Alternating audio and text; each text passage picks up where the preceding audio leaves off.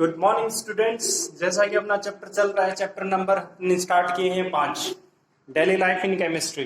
ठीक है, तो हमने चैप्टर नंबर 5 स्टार्ट कर रखा है। कल मैंने आपको कुछ कॉन्सेप्ट्स बताए थे, यानी कल मैंने एसिड बेस और सोल्ट के बीच में डिफरेंस बताया था।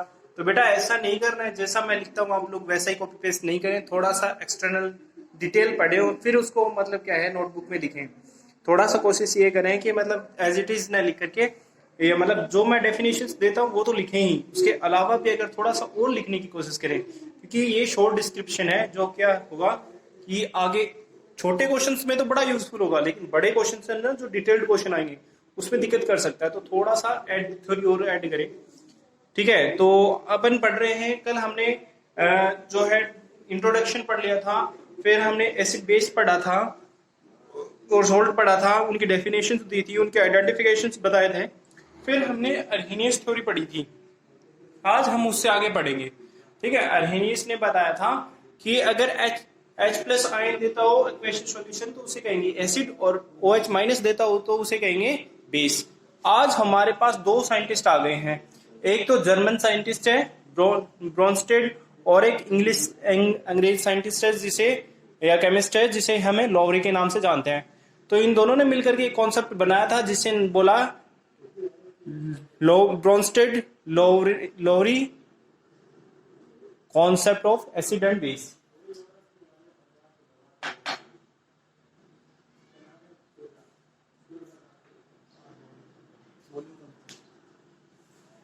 तो क्या है कि हम इसको कंटिन्यू करते हैं और आगे समझते हैं। देखिए, according to Bronsted Lowry acids are proton donor. क्या होंगे? एसिड कौन होंगे? Proton donor. और बेसिस कौन होंगे? Proton acceptor. ठीक है, आप देख पा रहे हैं प्रोटोन कौन होंगे, बेसिस कौन होंगे? Proton acceptor. और एसिड कौन होंगे? Proton donor. जैसा कि आपको बताया गया है यहाँ, तो आप इसमें से थ्योरी में से देख पा रहे हैं। देखिए, आप देखिए इसमें आगे भी बातें लिखी हुई है। दे propounded the concept of conjugate acid और कॉन्जुगेट बेस। मतलब क्या है, उन्होंने ये बताया कि ऐसा नहीं है कि वो डायरेक्ट बनाएंगे, कॉन्जुगेट एसिड और बेस बनाएंगे। आप यहां से एग्जांपल देख पा रहे हैं, HA यानी एसिड है प्लस बेस है ना। तो ये क्या करेगा? कॉन्जुगेट बेस बनाएगा। जो एसिड है वो कॉन्जुगेट बेस बनाएगा और जो बेस है वो कॉन्जुगेट एसिड बनाएगा, है ना। तो ये इसका कॉन्सेप्ट था। मतलब इन्होंने ये बताया कि जो प्रोटॉन डोनर होगा ना वो एसिड होगा और प्रोटॉन एक्सेप्टर है वो बेस होगा। लेकिन क्या है, ये थ्योरी बेस है किस पे? कॉन्जुगेट एसिड एंड बेस पे बेस्ड है। ठीक है, कॉन्जुगेट एसिड और कॉन्जुगेट बेस पे बेस्ड होगी। तो आपके सामने कुछ एग्जांपल मैंने आपको दिए हुए हैं, समझने की कोशिश करते हैं यहां से। तो हमने यहां ये एग्जांपल लिया, इसके बाद में इसने बोला कि देखो यहां H और H माइनस, ये माइनस लगा हुआ बेटा इस पे, H minus are the conjugate acid base, है ना। देखो क्यों बोला एसिड बेस, क्योंकि ये तो एसिड है और ये क्या है? बेस। तो इसने बोला कॉन्जुगेट एसिड और base as pair, and the B dash BH minus, ठीक है, वो क्या होगा? Are conjugate base and acid pair. देखो यहां हमारे पास B क्या है? बेस है, और यहां H प्लस क्या है? सॉरी, वहां प्लस है, मैंने थोड़ा गड़बड़ कर दिया है, प्लीज डिस्ट्रैक्शन के लिए। अच्छा देखिए, अब मैंने करेक्ट कर दिया है। देखिए, अब देखिए यहां ये जो है ये है बेस और यहां इसका कॉन्जुगेट एसिड। तो इसका देखो ये कौन पेयर बन गया है? बेस एसिड कौन जो है? बेस एसिड पेयर बन गया है। अब हमने क्या किया, अब जो हमारे पास एग्जाम्पल है, एग्जाम्पल ले लिया हमने। ठीक है, एग्जाम्पल से समझने की कोशिश करते हैं। यहाँ इसने जो बताया है उसको तरीके से समझेंगे और कौन से बात को अच्छे से समझने की कोशिश करेंगे। एग्जाम्पल ले लिया, इसने बोला कि H2O को NH3 के साथ मिक्स मतलब रिएक्शन करवा दी, तो यहाँ वाटर क्या करेगा? अमोनिया के साथ रिएक्शन करेगा और अमोनियम आयन बना देगा और उधर OH माइनस आयन बना देगा। अब देखो जो क्या है मतलब पॉजिटिव जिसके ऊपर आए वो क्या करेगा? प्रोटॉन एक्सेप्ट करेगा, और जो माइनस आएगा वो प्रोटॉन रिलीज करेगा। देखो यहां से पता चल रहा है कि यहाँ हाइड्रोजन के 2 प्रोटॉन है, तो इसने एक हाइड्रोजन का प्रोटॉन किसको डोनेट कर दिया, इसको डोनेट कर दिया। देखो ये यहाँ 3 H है और यहाँ 4 H है, तो यहाँ एक एक्स्ट्रा प्रोटॉन आ गया है ना। तो ये जो डोनेट करने वाला कौन है, ये, तो ये क्या बन जाएगा, ये बन जाएगा एसिड, ठीक है। और यहाँ ये एक्सेप्ट करने वाला कौन है, ये अमोनिया, ये क्या बन जाएगा, बेस। लेकिन अगर अब इसके कॉन्जुगेट्स की बात करें तो यहां से जो ये वाला है वो तो क्या बन जाएगा, क्या बन जाएगा यहाँ, ये बन जाएगा बेस, कॉन्जुगेट बेस बन जाएगा ना। और ये कौन बन जाएगा, कॉन्जुगेट एसिड, ठीक है। तो ये इसने बताया है, किसने बताया, लॉरी और ब्रॉन्स्टेड ने।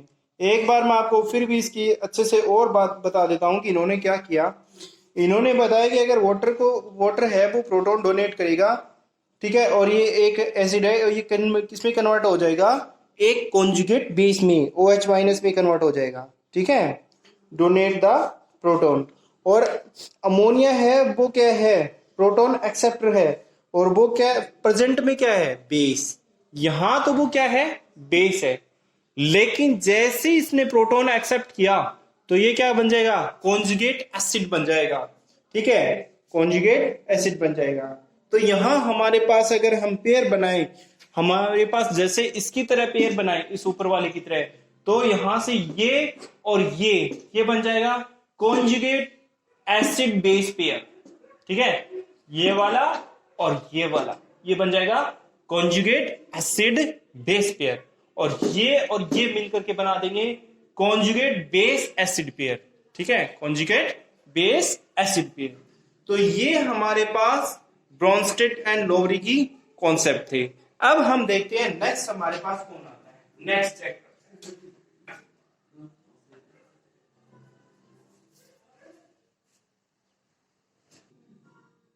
चलिए आगे स्टार्ट करते हैं और आगे देखते हैं अपन। तो आगे हमारे पास आ जाता है Lewis concept of acid and base. देखिए इसके अकॉर्डिंग हम समझने की कोशिश करते हैं। According to Lewis concept, acid are those substances which are accept electrons pair, and bases are those compound or substance which is donate the electron pairs। देखिए मैं आपको अभी तक तीसरी विधि पढ़ा रहा हूं एसिड और बेस फाइंड करने की, तो आपको मैं सिर्फ ये इतना ही बताना चाह रहा हूं कि देखिए हर में एक नया कॉन्सेप्ट आ रहा है और कॉन्सेप्ट को ध्यान रखना बहुत जरूरी है। पहले हमने अरेनियस पढ़ा था, अरेनियस में क्या था, H प्लस आयन और OH माइनस आयन की बेसिस पे एसिड और बेस बन रहे थे। फिर सेकंड आया लोरी ब्रॉन्स्टेड, उसमें प्रोटॉन डोनर है वो एसिड था और प्रोटॉन एक्सेप्टर है वो बेस था, लेकिन कॉन्जुगेट एसिड बेस पेयर चल रहा था वहां, ठीक है। तो वहां ये कॉन्सेप्ट आया। अब देखो इसमें एक नया ट्विस्ट आया है कि देखो सब थ्योरी बेस मतलब क्यों है, क्योंकि अगर मान लो H प्लस और OH माइनस आयन किसी में नहीं प्रेजेंट है, ठीक है, तब हम एसिड बेस को कैसे आइडेंटिफाई करेंगे, तब हमारे पास जो है ब्रॉन्स्टेड लोवरी का कॉन्सेप्ट काम आएगा, यानी किसका, प्रोटॉन डोनर और प्रोटॉन एक्सेप्टर वाला कॉन्सेप्ट काम आएगा वहां, ठीक है। तो वो काम आ रहा है। लेकिन अगर प्रोटॉन मान लो किसी में प्रोटॉन भी डोनेट नहीं हो रहे, एक्सेप्ट भी नहीं हो रहे, तब कौन सा काम आएगा, तब ये वाला काम आएगा, ये इलेक्ट्रॉन पे बेस्ड है ना। तो थर्ड है, तो वो मतलब दोनों बेनिफिशियल नहीं थे तो ये तीसरा बनाया गया, ठीक है। तो इसके अकॉर्डिंग क्या होता है, जो इलेक्ट्रॉन एक्सेप्ट करता है वो एसिड है और डोनेट करता है वो बेस है, ठीक है। तो यहां ये बताया इसने, किसने, लेविस ने, कि भाई अकॉर्डिंग टू मी, मतलब लेविस के अकॉर्डिंग जो एसिड है वो क्या ऐसे सब्सटेंस होंगे जो इलेक्ट्रॉन को एक्सेप्ट करेंगे, और बेसिस वो होंगे जो इलेक्ट्रॉन डोनेट करेंगे, इलेक्ट्रॉन पेयर डोनेट करेंगे, ठीक है। चलो ये बात तो आप लोगों को समझ में आ गई। फिर आगे इसने बोला, so electron pair accept are called acid and electron pair donates are called basis. For example यहां हमारे पास BF3 है और यहां NH3 है, ठीक है। तो ये जो BF3 है ये मतलब जो है इसके पास डिफिशियंसी है इलेक्ट्रॉनों की, और मतलब और इसके पास एक्स्ट्रा इलेक्ट्रॉन पेयर है, तो क्या करेगा, ये अपना इलेक्ट्रॉन पेयर है वो इसको डोनेट कर देगा, और आप ये जो एरो देख रहे हो, ये कोई वैसे एरो नहीं है, ये कोऑर्डिनेशन बॉन्ड का सिंबल होता है। जो यहाँ कोऑर्डिनेशन बॉन्ड बनते हैं, कोऑर्डिनेशन बॉन्ड है वो एरो से दिखाते हैं। तो क्यों दिखाया ये एरो? क्योंकि इसने इसको अपने लोन पेयर डोनेट कर दिए। अमोनिया के पास लोन पेयर प्रेजेंट है, ये इसने BF3 को डोनेट कर दिया है, इसलिए यहाँ ये कोऑर्डिनेशन बॉन्ड बन गया है। तो आप लोगों को मे भी समझ में आया होगा कि जो एसिड्स होते हैं वो प्रोटॉन जो इलेक्ट्रॉन पेयर एक्सेप्ट करते हैं और बेसिस है वो डोनेट करते हैं। तो यहां देखो, अब यहां जो है ये वाला कौन हो गया? ये हो गया बेस। और एक्सेप्ट किसने करा? इसने। ये कौन हो गया? एसिड। तो एक्सेप्ट करने वाला एसिड, डोनेट करने वाला कौन? बेस। तो हमारे पास प्रीवियस दो थ्योरी हमने पढ़ी है, उससे ये थोड़ी बेटर है। ठीक है, आगे चलते हैं। If Lewis base donate electron pair and Lewis acid accept the electron pair to form compounds. देखो इलेक्ट्रॉन, देखो यहां हमें पता चल रहा कि इसने तो अपने इलेक्ट्रॉन पेयर इसको डोनेट किए, तो ये तो हो गया एसिड और ये हो गया बेस। ठीक है, तो क्या बना? एक कंपाउंड बन गया, ये पूरा एक कंपाउंड है। ठीक है, आगे जब आप 12th क्लास में आओगे तो कोऑर्डिनेशन कंपाउंड्स पढ़ोगे, उसमें एक बहुत बड़ा डिस्क्रिप्शन आएगा, पूरा इस लेविस बेस पे ही डिपेंड है। तो आपको मैं मतलब पहले से प्रिपेयर कर देता हूं कि ये चीजें आपको समझनी है। अगर आगे किसी को PCM PCB या कुछ भी मतलब इन दोनों में से कोई स्ट्रीम लेनी है तो आप लोगों को ये चीजें बहुत अच्छे से समझनी होगी। तो देखिए इसने क्या किया, इसने बताया कि अगर जो इलेक्ट्रॉन डोनेट करता है वो तो होता है बेस। ठीक है, लेविस बेस होता है, और एक्सेप्ट करता है वो होता है कौन? Lewis acid. और दोनों मिलकर के जो कंपाउंड बनाएंगे, ठीक है, in which both are have joined together. मतलब ये दोनों क्या करेंगे? एक दूसरे के साथ ज्वाइन करेंगे। In which both are have join together by coordination bond. मतलब क्या होगा? एसिड और बेस है, जो लेविस एसिड और लेविस बेस है, वो क्या करेंगे? एक दूसरे के साथ ज्वाइन होंगे, है ना? ज्वाइन होंगे, और ज्वाइन होने का वे क्या होगा? Coordination bond. जो भी इलेक्ट्रॉन पेयर डोनेट और एक्सेप्ट करता है तो उनके बीच में कोऑर्डिनेशन बॉन्ड बनता है, जो किससे डिनोट होता है? एरो से। ये बात मैंने यहां लिखी नहीं है, आप लोग लिख सकते हो कि कोऑर्डिनेशन बॉन्ड को डोनेट करने के लिए एरो से रिप्रेजेंट करते हैं। याद रखना कोऑर्डिनेशन बॉन्ड को। और कोवलेंट बॉन्ड है वो वैसे लाइन से डोनेट करता है। तो according to this concept, the compound having electron deficiency will act as acid. Those are called Lewis acids. मतलब जिनके अंदर इलेक्ट्रॉन की डिफिशियंसी होगी, जिनके इलेक्ट्रॉन चाहिए होंगे, वो क्या होंगे? एसिड्स होंगे। ठीक है, ये एक डेफिनेशन हो गई। देखो मैंने कितनी डेफिनेशंस बता दी हैं, यहां से डेफिनेशन मिल गई है, वहां से एक, यहां से, और एक नीचे और मिल गई है। लेविज की चल रही है सारी। तो चल रहे, देखते हैं आगे। द केटाइन और those compounds which have incomplete octet are called Lewis acid। अब एक और मिल गई। मान लो किसी को एक याद नहीं रही तो 3 दे दी मैंने, तो तीनों में से एक तो याद कर सकता है ना। तो मैंने लास्ट वाली बता दी, या तो केटाइन हो या ऐसा कंपाउंड हो जिसमें इनकम्प्लीट ऑक्टेट प्रेजेंट हो, उसे हम क्या कहेंगे? उसे हम कहेंगे लेविस एसिड। तो आप लोगों को समझ में आ रहा है कि मतलब आज क्या चल रहा है? तो आज मैंने अभी तक जो है 2 कॉन्सेप्ट आप लोगों को पढ़ा दिए हैं। आगे देखते हैं आगे हमारे पास क्या आता है। तो देखिए आगे देख लेते हैं अपन फटाफट, ये लास्ट है, इसके बाद में हम नहीं करेंगे। तो electron are rich, the electron rich और the compound having the lone pair of electron act as a base. मतलब क्या कह रहे हैं? ऐसे कंपाउंड्स जिसके पास या तो इलेक्ट्रॉन बहुत ज्यादा हो या क्या हो, रिच अमाउंट में या लोन पेयर प्रेजेंट हो, ऐसे जो कंपाउंड्स होते हैं उनको हम बेसिस कहते हैं। These are called Lewis bases. मतलब उन सबको क्या कहेंगे? लेविस बेसिस कहेंगे। ठीक है। और हमारे पास ये जो है लेविज बेसिस है वो एग्जांपल आपके सामने दे रखे हैं। आप यहाँ देख पा रहे हैं कि मतलब इसमें जो जो वाटर है इसमें दो लोन पेयर है, एक ऊपर है एक नीचे है, लेकिन ये डोनेट सिर्फ एक ही करेगा। ऐसे ही हमारे पास इसमें भी दो हैं लेकिन ये भी डोनेट एक ही करेगा। इसमें तीन है ये भी एक ही डोनेट करेगा, इसमें भी दो हैं ये तीन है ये भी एक ही डोनेट करेगा। ये जब आप फिर से मैं एक बार रिपीट कर रहा हूँ, 12th क्लास में आओगे तो आप पढ़ोगे मोनोडेंटेड लिगेंड्स, तो वो सारे कॉन्सेप्ट है वो हमारे पास यहाँ वो सब है उसमें कंसिडर करता है। तो हमारे पास अभी तक हमने एसिड और बेस देखो अर्हेनियस के अकॉर्डिंग पढ़ लिया, ब्रॉन्स्टेड लोरी के अकॉर्डिंग पढ़ लिया, और अब हम लेविस के अकॉर्डिंग पढ़ रहे हैं। तो लेविस के अकॉर्डिंग आपने पढ़ा कि जो जिसके पास या तो इनकम्प्लीट ऑक्टेट हो या डिफिशियंसी हो इलेक्ट्रॉनों की उसे बेस कहेंगे, ठीक है, या एक्सेप्ट करे इलेक्ट्रॉन उसे कहेंगे बेस, सॉरी एसिड कहेंगे, है ना। इन देखो तीन डेफिनेशंस वहां से बन रही थी कि या तो वो क्या करे इलेक्ट्रॉन एक्सेप्ट करे, है ना, या उसके पास इलेक्ट्रॉन की डिफिशियंसी हो या इनकम्प्लीट ऑक्टेट हो, तब वो हम उसे एसिड कर रहे थे। एसिड का मैंने एग्जांपल नहीं दिया यहाँ, इनके ये तो न्यूट्रल है दोनों लेकिन इन पे नेगेटिव चार्ज है। अगर इसकी जगह कहीं कोई भी चीज आती है जैसे पॉजिटिव आती है तो पॉजिटिव की बात करता हूं तो मैं अगर मान लो लिखता हूं सोडियम प्लस, तो ये क्या है, ये एक लेविस एसिड है, ठीक है, ये आपको ध्यान रखना है। ऐसे हम इसको कंसिडर कर सकते हैं, ये Na+ है वो क्या है लेविस एसिड है।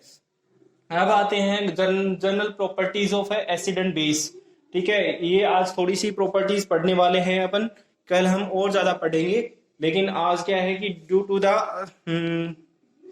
टेक्निकल मिस्टेक आज मैं सिर्फ इतना ही कर पाऊंगा। देखिए क्या है, ये पहले भी आप पढ़ चुके हैं, acid change blue litmus into red. मतलब क्या करेगा, एसिड होता है वो ब्लू लिटमस पेपर को रेड में चेंज कर देता है, जबकि बेस है वो उसका उल्टा कर देता है, ठीक है। ब्लू को किस में चेंज कर देगा, सॉरी रेड को किस में चेंज कर देगा, ब्लू में। आपको मैंने इसको याद करने का तरीका भी बताया था, अनीला, अनीला लिखा था ना उस दिन, आज मैं फिर से लिखता हूं अनीला। अनीला, अनीला मतलब A for acid, knee for ये ब्लू हो गया, और एला फॉर रेड हो गया, याद रखेंगे आप। अनीला मतलब हिंदी में एसिड को अम्ल कहते हैं, तो एसिड को अम्ल कहते हैं तो क्या हो गया, अम्ल नीले लिटमस पेपर को लाल कर देता है ना, तो इससे अनीला से ये याद रहेगा। और बेस को याद रखने का मैंने फॉर्मूला बताया था क्या, बल्ब, BLU, बल्ब, बल्ब, ठीक है ना। ये आप इंग्लिश में याद रख सकते हैं, ये तो हो जाएगा यहां तक का तो हो जाएगा ब्लू, ये हो जाएगा लाल, और ये हो जाएगा blue, sorry base, base, base, ठीक है। क्या करता है, बेस है वो ब्लू लिटमस पेपर को किसमें कर देता है, सॉरी उल्टा पढ़ रहे हैं अपन, बेस रेड को किसमें चेंज कर देता है, ब्लू में, है ना, उल्टा ध्यान रखना, बेस है वो रेड को ब्लू में चेंज करता है। ये कॉन्सेप्ट आप लोगों को ध्यान में रखने हैं, ठीक है। ये हमारे पास एक पहली प्रॉपर्टी हो गई। इसके बाद हमारे पास आता है नेक्स्ट, ठीक है, सेकंड वन अगर बात करते हैं तो हमारे पास आ जाता है एसिड्स और on reaction with metal give hydrogen gas. Acid है वो मेटल के साथ रिएक्ट करेगा और हाइड्रोजन गैस बनाएगा। यहाँ एसिड है, ये मेटल है, ये salt and hydrogen gas. H2SO4 sulphuric acid है, जिंक के साथ रिएक्शन करेगा, जिंक सल्फेट बनाएगा प्लस हाइड्रोजन गैस लिबरेट कर देगा। तो बेसिकली क्या है, हम ये कह सकते हैं कि जो एसिड है वो मेटल के साथ रिएक्शन करने के बाद में क्या बनाते हैं, salt and hydrogen gas liberate कर देंगे। This is the reason that sure acidic substance are not kept in the metal container. यही रीजन है कि एसिडिक जो सब्सटेंस होते हैं उसको जो कंटेनर्स होते हैं जैसे जिंक का या मतलब हम बोलते हैं ना पित्तल के या ब्रास के, इनके है ना सब जो कंटेनर्स होते हैं उसमें नहीं रखना चाहिए, क्योंकि ये इसकी वॉल के साथ रिएक्ट कर जाएंगे और पॉइजनफुल सब्सटेंस बना देंगे जो हमारी हेल्थ को डैमेज कर सकता है, हमें नुकसान पहुंचा सकता है, हमें हार्म पहुंचा सकता है। ठीक है, इसीलिए हमें ऐसा नहीं करना चाहिए। कभी भी मेटल कंटेनर्स हैं उसको मेटल कंटेनर के अंदर एसिडिक सब्सटेंस नहीं रखना चाहिए। Okay, this is the last one today. Zinc metal react with sodium hydroxide, base होता है सोडियम हाइड्रोक्साइड, उसके साथ जिंक मेटल रिएक्ट करेगी to form salt and hydrogen gas. वो क्या करेगी, सोल्ट बना देगी और हाइड्रोजन गैस भी बनाएगी। जैसा कि जिंक मेटल है वो एसिड के साथ रिएक्शन करने के बाद में कर रही थी, तो वैसा ही यहाँ हमारे पास कौन कर रहा है, हमारे पास यहाँ जिंक कर रहा है। सोडियम यानी जिंक है वो क्या कर रहा है, एसिड और बेस दोनों के साथ रिएक्शन करता है और सेम कंपोजिशन बनाता है। यहाँ हमारे पास ये सोडियम हाइड्रोक्साइड रहा और ये रहा जिंक, ये इसने इसके साथ रिएक्शन किया तो ये एक सोल्ट बना है। ठीक है, तो और यहाँ पर हमारे पास एक गैस बन गई है, हाइड्रोजन गैस लिबरेट हो गई है। तो ये बेटा आज का हम मेरी तरफ से सारा कॉन्सेप्ट हो गया है। आगे की जो प्रॉपर्टीज हैं वो हम कल पढ़ने वाले हैं और वो हम आज कल कंटिन्यू करेंगे। Okay, have a nice day everyone and good luck.